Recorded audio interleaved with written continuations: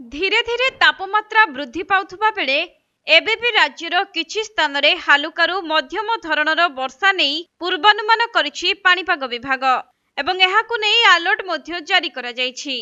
गत शनिवार दिन पश्चिम बंगर विदर्भरू ओडिशा पर्यंत एक सामुद्रिक घूर्णिझड़र प्रभाव रहिथिला। एहा उत्तर आभ्यंतरीण जिल्ला सह दक्षिण ओडिशा उपरे प्रभाव पकाइछि। फलरे केतेक जिल्ला रे वर्षा को नहीं पूर्वानुमान करा जाइछि, जहाँकि राज्य रे गत 24 घंटा मध्य 6टी स्थान रे वर्षा रेकर्ड करा जाइछि। गजपतिर आर उदयगिरी रे सर्वाधिक वर्षा रेकर्ड करा जाइथिबा बेले गंजाम रो कुकुड़ाखंडी, गजपतिर पारळखामुंडी एवं अन्य केतेक अंचल रे हालुकारू मध्यम धरणर वर्षा रेकर्ड करा जाइछि।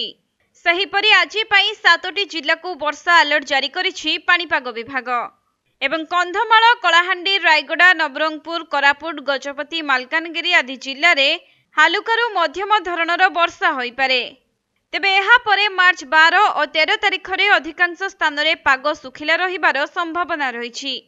एथि सहित मार्च 14 तारिख रे उत्तर ओडिशा एवं उत्तर पश्चिम ओडिशा रे केतेक स्थान रे हालुकारू मध्यम धरणर वर्षा हेबार संभावना रहिछि।